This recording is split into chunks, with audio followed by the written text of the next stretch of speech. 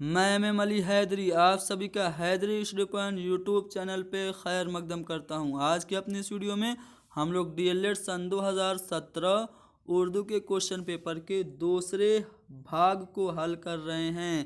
पहले भाग को हमने पिछली वीडियो में डिस्कस किया हुआ है, जिसमें हम लोगों ने मारूजी सवालात और मुख्तसर तरीन सवालों को हल किया है। अगर आप लोगों ने हमारी वो वीडियो नहीं देखी तो डिस्क्रिप्शन में लिंक होगा, उसकी मदद से ज़रूर देखें। चलिए शुरू करते हैं। आज का हमारा पहला सवाल कहा जा रहा है कि प्राइमरी सतह पर उर्दू की तदरीस के क्या मकासद हैं। तो प्राइमरी लेवल पे उर्दू शिक्षण का जो पहला उद्देश्य है वो है सबकी इशारात, कहानी, ड्रामे के असबाक, मदारिज तदरीस का रियाज करना। दूसरा जो उद्देश्य है तलबा वज़न के साँचे में ढले हुए रवां और बरजस्ता अशार से लुत्फ़अंदोज़ हों और उनमें शायरी का ज़ौक़ व शौक़ बढ़े। आपने देखा होगा कि प्राइमरी लेवल पे बच्चों को पोएम और कविताएं भी सिलेबस में होती हैं। तो इसलिए होती हैं ताकि बच्चे वज़न के साँचे में ढले हुए जो रवां और बरजस्ता अशार हैं उससे वो लुत्फ़अंदोज़ हो सकें और उनमें शायरी का ज़ौक़ व शौक़ बढ़े। तीसरा जो उद्देश्य है प्राइमरी सतह पर उर्दू की तदरीस का वो है ज़बानी लियाकत में इजाफ़ा करना। जैसे तकरीर कैसे करना है, मुकालमा, बहस व मुबाहिसा करने का तरीका बताना भी प्राइमरी सतह पर उर्दू की तदरीस का मकसद है। ज़बानी लियाकत के साथ साथ तहरीरी अदबी लियाकत जैसे मज़मून लिखना, खतूत लिखना वगैरह भी प्राइमरी सतह पर उर्दू की तदरीस का मकसद है। तो ये था क्वेश्चन नंबर 12, जिसका जवाब मैंने आपको बता दिया। 2 नंबर के लिए इतना लिखना काफ़ी है। अगला जो सवाल है वो ये है कि उर्दू ज़बान हिंदुस्तान की मुश्तरका तहज़ीब की बेहतरीन नुमाइंदगी करती है। इस पर अपनी राय का इजहार करें। दोस्तों, उर्दू के बारे में सभी लोग आप जानते हैं, उर्दू के स्टूडेंट हैं। बहुत ही प्यारी ज़बान है। उर्दू के बारे में कहा जाता है कि कोई बच्चा जब उर्दू बोलता है मेरे कानों में मिस्री घोलता है। यानी कि इतनी प्यारी ज़बान है उर्दू की, क्या कहें। उर्दू की जो महदूदियत है वो सिर्फ मुसलमानों तक ही नहीं है, बल्कि उर्दू हिंदू हजरात में भी फैली हुई है। सिर्फ हिंदुस्तान में ही नहीं बल्कि पाकिस्तान की भी ये नेशनल लैंग्वेज है। उर्दू के बारे में बात करूं तो ये हमारे उत्तर प्रदेश, बिहार, मध्य प्रदेश, गुजरात, महाराष्ट्र वगैरह में कसरत से बोली जाती है और ये एक अदबी ज़बान है। और ये सिर्फ मुसलमानों की ज़बान नहीं, हिंदू की भी ज़बान है। यानी कि हम कह सकते हैं कि इस तरह से उर्दू ज़बान को हिंदू और मुसलमान दोनों इस्तेमाल करते हैं। इसलिए उर्दू ज़बान हिंदुस्तान की मुश्तरका तहज़ीब की बेहतरीन नुमाइंदगी करती है।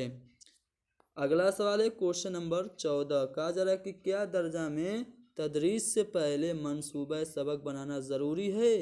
अगर हाँ तो क्यों? यानी कि टीचिंग से पहले क्या लेसन प्लान बनाना ज़रूरी है? बिल्कुल ज़रूरी है। जी हाँ, तदरीस में सबक से पहले मंसूबा सबक बनाना, तदरीस से पहले मंसूबा सबक बनाना बिल्कुल ज़रूरी है। क्योंकि तदरीस का अमल शुरू करने से पहले मुअल्लिम को ये इल्म होना चाहिए कि मज़कूरा मज़मून के ज़रिए वह दरअसल किन हदफ का हुसूल करना चाह रहा है। यानी कि टीचर जब पढ़ाने जा रहा है तो वो क्या पढ़ाने जा रहा है इसका उसे पता होना चाहिए। और कैसे पता चलेगा? जब वो लेसन प्लान बनाएगा तो। और मंसूबा सबक से तदरीस बाज़ाब्ता होती है, इससे तलबा को समझने में आसानी होती है। तो इन सभी बातों को ध्यान में रखते हुए हम कहेंगे कि क्लासरूम में टीचिंग से पहले मंसूबा सबक यानी कि लेसन प्लान बनाना बिल्कुल ज़रूरी और लाजमी है। अगला जो सवाल है वो क्वेश्चन नंबर 15 ये है कि आईसीटी के इस्तेमाल से हम तालीम को कैसे दिलचस्प बना सकते हैं। तो दोस्तों, इसका जवाब है आईसीटी के बारे में आप लोग जानते हैं, इंफॉर्मेशन एंड कम्युनिकेशन टेक्नोलॉजी इसका फुल फॉर्म है। इसके इस्तेमाल से मुश्किल जो नुकात होते हैं, जो डिफ़िकल्ट कंसेप्ट होते हैं, उनको हम इजी बना के बच्चों को समझा सकते हैं।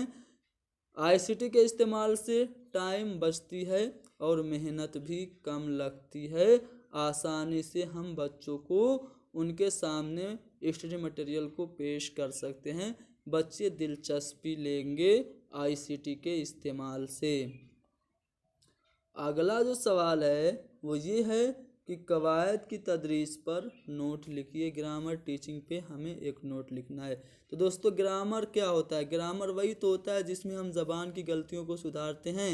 तो ज़बान की कमियों को दूर करने और ज़बान के दुरुस्त इस्तेमाल करने पर ज़ोर देते हुए जो तदरीस हमें कराई जाती है वही कवायद की तदरीस यानी कि ग्रामर टीचिंग कही जाती है।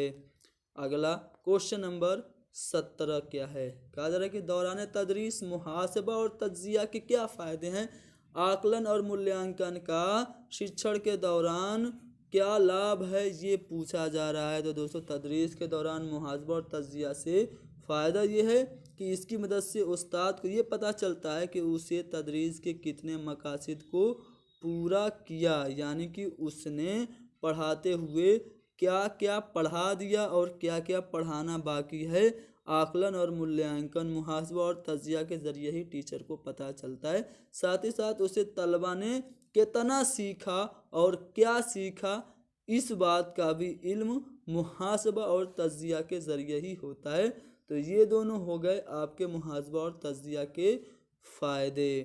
अगला और आखिरी सवाल यह है कि मौजूदा दौर में कंप्यूटर की तालीम क्यों ज़रूरी है? कंप्यूटर की तालीम प्रेजेंट टाइम में बहुत ही ज़रूरी है। मौजूदा दौर तरक्की याफ्ता है। इस दौर में कंप्यूटर की तालीम बहुत ही ज़रूरी है। कंप्यूटर से क्या होता है?